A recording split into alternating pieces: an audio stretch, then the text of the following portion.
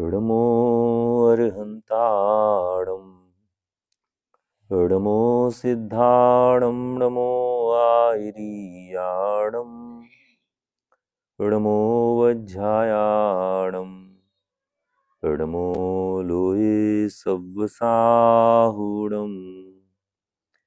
अरहंत सिद्ध सूरि उपाध्याय साधु सर्व अर्थ के प्रकाशी मांगलिक उपकारी हैं। तिनको स्वरूप जाने रागते भई जो भक्ति काय को न माय ये स्तुति उच्चारी है। धन्य धन्य तुम ही से काज सब आज भय कर जोरे बारंबार वंदना हमारी है। मंगल कल्याण सुख ऐसो हम चाहत हैं। मंगल कल्याण सुख ऐसो हम चाहत हैं। हो मेरी ऐसी दशा जैसी तुम धारी है। हो मेरी ऐसी दशा जैसी तुम धारी है। हो मेरी ऐसी दशा जैसी तुम धारी है। इन भावों का फल क्या होगा, इस कृति के आधार से यहाँ अपना अध्ययन चल रहा है। 112 नंबर के पृष्ठ से इसका 1-2 पैराग्राफ यद्यपि पढ़ चुके थे, प्रारंभ से ही आज इसको पढ़ते हैं। धर्मेश ने आगे कहा, देखो भाई, जैन होने के नाते इतना तो आप जानते ही होंगे कि जैन धर्म श्रद्धा एवं भावना प्रधान धर्म है। सम्यक एवं मिथ्या श्रद्धा और शुभाशुभ भावों से ही धर्म अधर्म एवं पुण्य पाप होता है। पुण्य पाप का संबंध किससे है? सम्यक और मिथ्या श्रद्धा। सम्यक श्रद्धा माने पुण्य, और मिथ्या श्रद्धा पाप से संबंधित हो गई। और शुभाशुभ भावों से ही, मतलब सम्यक दर्शन और मिथ्या दर्शन का संबंध इससे हो गया श्रद्धा से, और शुभाशुभ भावों से पुण्य पाप का संबंध, और धर्म अधर्म का संबंध सम्यक और मिथ्या श्रद्धा से। वह है शारीरिक क्रियाओं से नहीं, पर बाहरी दैहिक क्रियाएं भी अंतरंग भावों का ही अनुसरण करती हैं। यदि अंदर आत्मा में क्रोध भाव है तो मुखाकृति पर भी क्रोध की रेखाएं दिखाई देने लगती हैं। भ्रुकुटी तन जाती है, आंखें लाल हो जाती हैं, ओष्ठ फड़कने लगते हैं और काया कांपने लगती है। पर ध्यान रहे, पाप बंध अंतरंग आत्मा में हुए क्रोध भाव से ही होता है। पाप बंध अंतरंग आत्मा में हुए क्रोध भाव से ही होता है। वह शारीरिक विकृति से नहीं। क्रोध मतलब केवल गुस्सा करना मात्र नहीं, झुंझलाना, चिढ़ना, क्षुब्ध होना, खेद खिन्न होना, अंदर अंदर कुड़कुड़ाना, ये भी सब क्रोध है।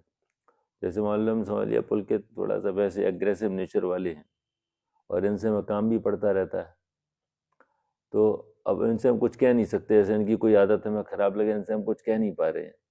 अंदर अंदर क्या चल रहा है? कुड़कुड़ाहट चल रही है। ये भी क्रोध का ही रूप है। खेद खिन्नता चल रही है, सुहा नहीं रही कोई चीज, क्षुब्धता चल रही है, इस तरीके की सारी चीजें क्रोध के ही रूपांतर है। अंतरंग आत्मा में हुए क्रोध भाव से ही होता है। और आत्मा की अरुचि, ये भी क्रोध है।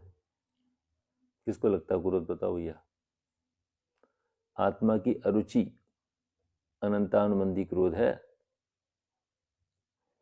क्रोध भाव से ही होता है। वह शारीरिक विकृति से नहीं। शारीरिक चिन्ह तो मात्र अंतरंग भावों की अभिव्यक्ति करते हैं, उनसे पाप पुण्य नहीं होता। शारीरिक क्रिया माने वो तो जड़ की क्रिया है, अंतरंग भावों से उसकी अगर मैचिंग है तो पाप पुण्य का संबंध है उससे। इसी तरह जब अंतरंग में जिनेंद्र भगवान की भक्ति का शुभ भाव होता है, तो एक एक लाइन समझने जैसी है। जब अंतरंग में जिनेंद्र भगवान की भक्ति का शुभ भाव होता है, और शुभ भाव किस प्रकार का? उनके गुणों के प्रति प्रेम, अनुराग। जब उनकी भक्ति का शुभ भाव होता है अंतरंग में, तो बाहर में तदनुकूल यथा योग्य अष्टांग नमस्कार, 3 प्रदक्षिणा आदि शारीरिक क्रियाएं भी होती ही हैं। अब इसमें ये एक बात ये समझने जैसी है कि जिसके अंतरंग में, माने जिसके हृदय में जिनेंद्र भगवान के प्रति भक्ति का शुभ भाव है, उसकी बाहर में ये अष्टांग नमस्कार करना, 3 प्रदक्षिणाएं देना, ये शारीरिक क्रियाएं अनिवार्य रूप से होती हैं। उसका प्रकटीकरण हुए बिना रहता नहीं है। लेकिन ये काम परंपरा से भी हो सकते हैं। जिनेंद्र भगवान के प्रति भक्ति का भाव नहीं है, लेकिन परंपरा से चलो सुबह उठ के, भाई कुल की रीति है, सब लोग जाते थे मंदिर, अच्छी बात है, सुबह जाना चाहिए, तो उस हिसाब से भी क्यों मंदिर जाए। और फिर भगवान की धोख भी दी जाती है, प्रदक्षिणा 3 लगाई जाती हैं और बाएं से दाएं लगाई जाती हैं। ऐसी क्रिया का भी पोषण कर सकता है, भक्ति भाव नहीं है। वो कैसे पता? दूसरे कदों को विश्लेषण मत करना, इसमें अपने आप को देखना हम क्या करते हैं, और मतलब उस प्रकार का भक्ति का भाव है जैसी हम क्रियाएं कर रहे हैं। कई लोग तो बहुत जल्दी जल्दी चलते ही चले आते हैं, मैंने भगवान को देखा भी नहीं, चावल भी चढ़ा तो भगवान को देखा नहीं, उनकी नज़र कहाँ है? थाली पर है, सामग्री को व्यवस्थित करने, कुछ भी लगा लो, ऐसी नाना प्रकार की क्रियाएं हैं। तो भक्ति का भाव जब तक अंदर में नहीं, तो स्वभाव कैसा? वो तो क्रिया मात्र आप कर रहे बस। ये 3 प्रदक्षिणाएं दे ली, धोख देने, काय उत्सर करना, तो जल्दी जल्दी अपन ने 9 मुकार मंत्र पढ़ लिया। काया के प्रति ममत्व का त्याग, पंच परमेष्टि की उसमें अपना उपयोग लगाना, उनके स्वरूप चिंतन में लगाना, इस प्रकार का कोई शुभ परिणाम चलता है क्या उस समय? यदि चलता है तो अच्छी बात है, और नहीं चलता है तो वो तो फिर वास्तव में उसको जड़ की क्रिया ही कहेंगे, क्योंकि अंदर के भावों का उससे कोई मिलान नहीं है इसलिए। लेकिन अंदर में होगा तो बाहर में हुए बिना रहेगा नहीं, उस प्रकार की विनय इत्यादि सहजपने होती।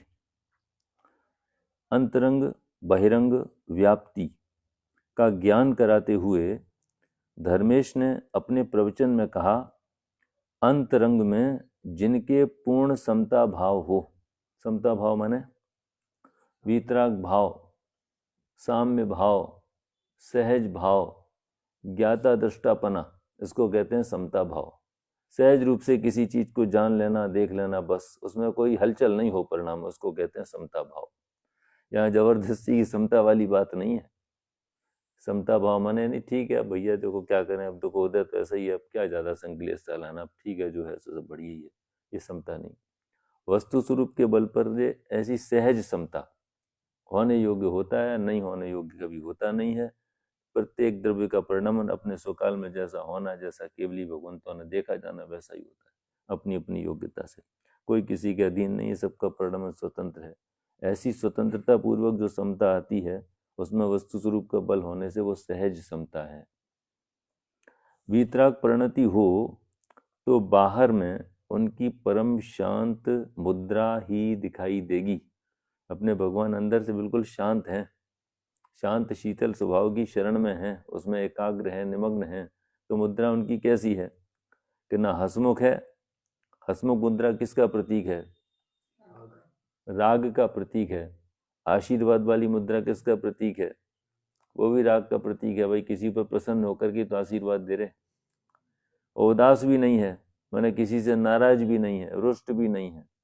ये देखो अपने भगवंतों की सर्वोत्कृष्ट विशेषता है कि वे जानते सब कुछ हैं, लेकिन जान करके कैसे रहते हैं कि अप्रभावित रहते हैं। माने जगत की कोई भी अनुकूल प्रतिकूल किसी भी प्रकार की कैसी भी परिस्थिति उनको अपने स्वभाव से स्खलित नहीं कर पाती, ऐसी ताकत नहीं है, इतने सहज रहते हैं। ये उनकी सर्वोत्कृष्ट विशेषता है। और पावर कितनी है, कितनी पावर है। पूरा 3 लोग तो समझ लो लड्डू की तरीके से उछाल लें उसको, फुटबॉल की तरीके से, इतना इतना बल है। लेकिन किसी को कुछ करने का, किसी का कुछ करें अच्छा बुरा ऐसा होने विकल्प भी नहीं आता। माने किसी को प्रभावित भी नहीं करते और किसी से प्रभावित भी नहीं होते। ऐसी अद्भुत कला है। सोचो जरा, आज हम दूसरे से क्यों नहीं भिड़ते हैं? भैया मत भिड़ो यार, सामने वाला मजबूत है, अपनी तो एकदम हड्डी पसली चेक कर देगा सब, इनसे मत भिड़ो। कमजोर पे तो खूब गुस्सा दिखा लेते हैं, दिखेगा ना, इनसे हम इन्हें मार सकते हैं, पीट सकते हैं, इनको डांट सकते हैं, उस पर तो अपनी खूब ताकत दिखाते हैं। लेकिन जो वास्तव में ताकतवर है, भैया इनसे ठीक है भैया, ऐसा करते कि नहीं करते? और भगवान की बात देखो, पूरी सर्वशक्ति संपन्न होने पर भी किसी का रंच मात्र भी कुछ करना, कुछ तो अपनी वीरता दिखाएं। यह वीरता उन्होंने कसायों को जीतने में ही समझी है, और कसायों को जीत करके ही वे परम वीर हुए हैं, महावीर बने हैं। तो ये कला हम अपने भगवंतों से सीखें, कैसे सहज रहें। किसमें है वीरता? वीरता अपनी कसायों को जीतने में, कसाय करने में नहीं है। ये बात बहुत कम लोगों को समझ में आती है, क्योंकि इंग्लिश में एक चलती है ना कहावत, टिट फॉर टैट। भाई साहब जैसे को तैसा, आपकी क्वालिटी तो कुछ नहीं रही इस सोच में। भाई जैसा आपने किया, मान लो दुर्व्यवहार किया, देखो नकल किसकी करनी है? नकल करनी है सद्गुणों की, अच्छे व्यवहार की, अच्छी चीज़ों की नकल की जाए तो बहुत बढ़िया बात है। लेकिन भाई उनने हमें गाली दी है तो हम कैसे सहन कर सकते हैं? अभी तो उन्हें जब तक हम चार नहीं सुनाएं, उनसे और ज़्यादा मिर्च मसाला लगा करके बात नहीं करें, तब तक अपने को लगता है क्या हम तो कायर साबित हो गए। कायर तो इसमें नहीं है।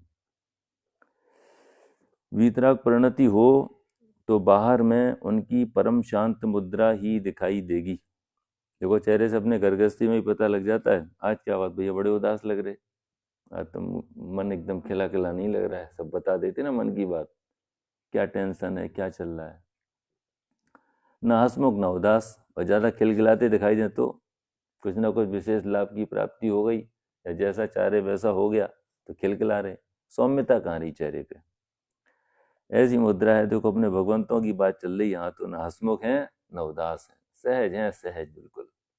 कुछ अच्छा हो रहा है जगत में, जब है ही नहीं तो काय की हंसी, काय की उदासी। ऐसा ही सहज संबंध होता है अंतरंग बहिरंग भावों का, इनका सुमेल है।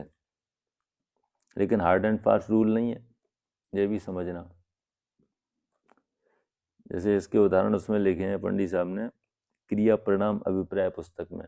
माता है ना, माता अपने बच्चे के प्रति वात्सल्य है उसको, लेकिन बच्चा बिगड़ नहीं जाए तो चांटा भी लगाती है, कान गरम करती है, डांटती भी, निकल जा घर से, तू नालायक, तू पैदा होते ही मर क्यों नहीं गया था, ऐसा बोल देती है। लेकिन ऐसा बोलते समय भी माता अंदर से ये क्या मतलब, उसकी फीलिंग ऐसी है कि पैदा होते ही मर जाता, उसको प्राणों से प्यारा, कुछ भी हो जाए तो खुद रोने लग जाए, ऐसा है। लेकिन फिर भी उसको डांट रही है। तो अंतरंग में क्या है? अभिप्राय में बच्चे के प्रति वात्सल्य है, और परिणाम कौन सा है? क्रोध करने का, आंखें भी लाल हैं, गुस्सा कर रही है, दांत पीस रही है, लेकिन बच्चे के प्रति वात्सल्य है। तो चल रहा ना विरोध इसमें, परिणाम कुछ, क्रिया कुछ, और अभिप्राय में कुछ। तो धारा इनकी अलग अलग भी है, लेकिन प्राय ऐसा होता है कि जैसे परिणाम जीव के अंदर में होते हैं, बाहर में वैसी क्रिया देखी जाती है। यदि भगवान के प्रति आपको भक्ति का भाव उमड़ा है तो आपको पूजन करने के भाव आएंगे, इस तरीके के परिणाम सहजपने आते हैं। ऐसा ही सहज संबंध होता है अंतरंग बहिरंग भावों का, इसे ही निमित्त नैमित्तिक संबंध भी कहते हैं।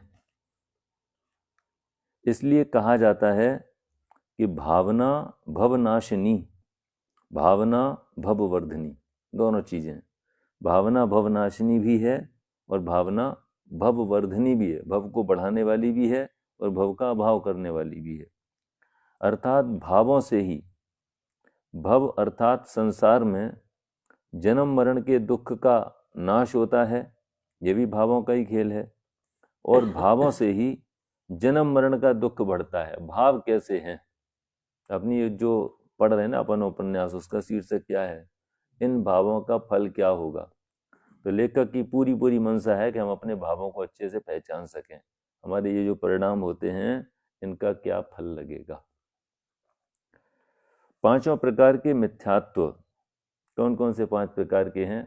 कभी जैसे अटक जाए ना क्रम में, तो आलोचना पाठ की पंक्ति से तुरंत आपको स्मरण में आ जाएगा।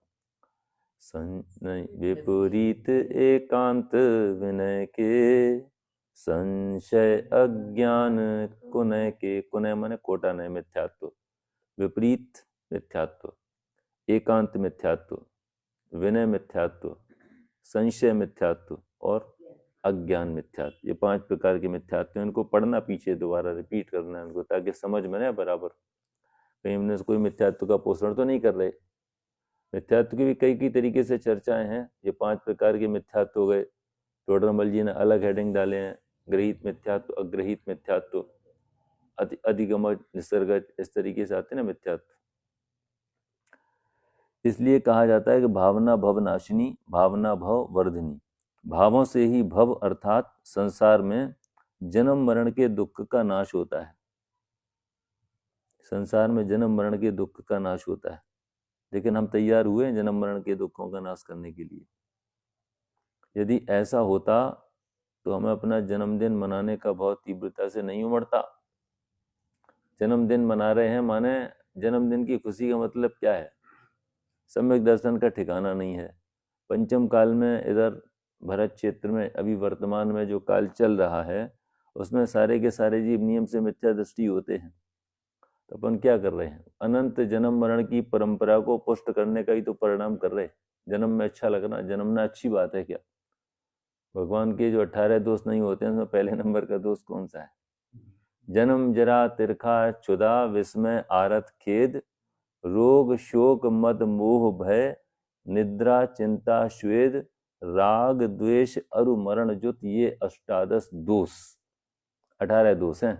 और पहले नंबर का दोष कौन सा है? जन्म। और हमको उसकी क्या हो रही है? खुशी। अब आप प्रश्न तो करोगे तो बालबोध से समाधान आपको मिल ही चुका होगा। भगवान का क्यों मनाते हो? ये उनका अनादि अनंत काल की जो संसार की जो पर्याय चल रही थी, वो अंतिम पर्याय है जन्म की। इसके बाद भगवान जन्म नहीं लेंगे, इसलिए हमें खुशी है। और जन्मदिन की जो खुशी, भगवान का जो जन्म कल्याणक मनाते हैं, उसकी खुशी के पीछे हमारे अभिप्राय में क्या बात चल रही है, सोचो जरा। अपन तो ऐसे राग रंग में रचे पचे लोग हैं कि जन्म कल्याणक क्या होता, माने जो पंडाल जो लगा है, जिसमें भोजन की व्यवस्था है, उसमें कुछ विशिष्ट आइटम बढ़ा के बनाए जाएंगे। कौन से दिन? जन्म कल्याणक वाले दिन। ऐसे ही तो होता है। जैसे अन्य कल्याणक दिवसों में मान लो 2 मिठाई बनी है, तो जन्म कल्याणक वाले दिन 4 बनेंगी। थोड़ा कुछ एक्स्ट्रा, कुछ ना कुछ स्पेशल होता है। कुछ राग रंग के कार्यक्रम भी विशेष होते हैं। लेकिन जो भक्त है, जिसको वास्तव में भगवंतों के प्रति भक्ति का भाव आया, वो क्या सोचता होगा, इसमें जरा उसके अंतर परिणति को टटोलने की कोशिश करें उन प्रसंगों के आधार पर। उसे इस बात की खुशी है, अब भगवान का जन्म हुआ है, भगवान दीक्षा लेंगे, उनका तप होगा, आराधना करेंगे, केवल ज्ञान प्रकट करेंगे, समवसरण लगेगा, उनका दिव्य उपदेश होगा, तो हम भी उनकी दिव्य देशना का लाभ लेकर के भव से पार उतरने का मार्ग प्राप्त करेंगे, परम सुखी होने का मार्ग हमारे हाथ लगेगा। इस बात का उछाला है। ये केवल अटक मटक लो, नाच लो, गा लो, खा लो, पी लो, ये भगवान का जन्म कल्याणक मनाना वास्तव में अपने लिए सार्थक नहीं है। क्या सोच होनी चाहिए? क्यों खुशी? अच्छा पूछना चाहिए ना अपने आप से, हमको ये परिणाम आ रहा है, उसके पीछे हेतु क्या? ऐसा परिणाम क्यों आया? नाचने का परिणाम तो आया, मगर क्यों? इसके पीछे जो खुशी है ना, उसका कारण क्या है? अगर ये अभिप्राय में से बात निकल करके आती है तो खुशी ठीक है, नहीं तो वही राग का पोषण मात्र है। विचार करना इस पॉइंट पर। भावों से ही जन्म मरण का दुख बढ़ता है। 5 प्रकार के मिथ्यात्व एवं शुभाशुभ भावों की सामान्य चर्चा के पश्चात हिंसा अहिंसा आदि की चर्चा करते हुए धर्मेश ने कहा, पूर्ण पवित्र भावना से पूर्ण सावधानी पूर्वक डॉक्टर के द्वारा रोगी को बचाने के प्रयत्नों के बावजूद यदि ऑपरेशन की टेबल पर ही रोगी का प्राणांत हो जाता है तो डॉक्टर को दोषी नहीं माना जाता। हिंसा जनित पाप बंद भी नहीं होता। क्यों नहीं होता? इंटेंशन नहीं था, इरादा नहीं था मारने का। परिणाम कौन सा था? कि रोगी बच जाए, ये तो ठीक हो जाए, स्वस्थ हो जाए पहले जैसा, लेकिन तो भी उसकी आयु के निशेष खिरे और उसका प्राणांत हो गया। तो डॉक्टर का उस तरीके का अभिप्राय नहीं होने से उसको पाप नहीं लगेगा। वैसे ही 4 हाथ आगे जमीन देखते हुए चलने पर भी सावधानी है, यत्नाचार पूर्वक प्रवर्तन है, जीव दया का परिणाम है। ऐसा करने पर भी यदि पैर के नीचे कोई सूक्ष्म जीव मर जाता है तो मुनिराज को भी हिंसा का किंचित दोष नहीं लगता है। कोई बड़ा जीव भी मान लो कदाचित आ जाए उठक के, मुनिराज तो चल रहे देख करके, वो उसी समय उठक करके आया और उनके पैर के नीचे दब के मान लो उसका प्रणंत हो गया, तो भी मुनिराज की हिंसा का पाप नहीं है। मुनिराज तो इरिया समिति का पालन करते हुए चल रहे हैं, 4 हाथ भूमि देख करके चल रहे हैं, तो इस प्रकार से इरादा मारने का नहीं है तो उनको पाप नहीं लगता, दोष नहीं लगता। और अपने लिए अपन मान लो देख के नहीं चल रहे, और ऐसा भी हो सकता है आप देख के नहीं चल रहे हैं और आपके मार्ग में कोई छोटे बड़े कैसे भी जीव नहीं आए, एक जीव की हिंसा नहीं हुई, यहाँ से मंदिर जाने तक और मंदिर से घर आने तक एक भी जीव की हिंसा नहीं हुई, लेकिन आप चल रहे थे अपने मित्र मंडली में बातचीत करते हुए, आप इधर देखते हुए, हंसी टिटोली करते हुए, और कोई जीव मरा भी नहीं, तो भी आपको कितने जीवों को मारने का पाप लग रहा है? क्यों लग रहा है? कहाँ से है इसका कनेक्शन? कितनी बढ़िया लाइन लिखी है, प्राणी मरे या ना मरे, हिंसा अयत्नाचार से, तब बंध होता है नहीं, जब रहे यत्नाचार से। यत्नाचार पूर्वक यदि आपका प्रवर्तन है और कदाचित जीवों की हिंसा भी हो जाए तो आपको पाप नहीं लगेगा, और आपके निमित्त से एक भी जीव की हिंसा नहीं हो, लेकिन आपका यदि अयत्नाचार पूर्वक प्रवर्तन है तो निरंतर प्रतिक्षण आपको पाप का बंध हो रहा है, ऐसी बात है। अन्यथा ये बातें हैं नहीं कहीं पर जैन दर्शन के अलावा। आत्मा में रागादि भावों की उत्पत्ति होना ही हिंसा है, तो अपन ने पढ़ा है कुवितरक विज्ञान पाठमाला में। कौन से पाठ में? अहिंसा वाले पाठ में। कहाँ से कोट किया था उसमें? जो लिखे हैं श्लोक पुरुषार्थ सिद्धि उपाय ग्रंथ से, आचार्य अमृतचंद देव का। आत्मा में रागादि भावों की उत्पत्ति होना ही हिंसा है, तथा आत्मा में रागादि भावों की उत्पत्ति न होना ही अहिंसा है। अब इसमें कौन सा बच गया पाप? रागादि परिणाम आत्मा में उत्पन्न हो गए माने हिंसा तो हो गई। कौन सा इसके लिए है श्लोक? अप्रादुर्भावा, आ माने नहीं, प्रादुर्भाव माने उत्पन्न होना। अप्रादुर्भावा खलु रागादीनाम भवत्य हिंसेति, तेषामेवोत्पत्ति हिंसेति, जिनागमस्य संक्षेपः।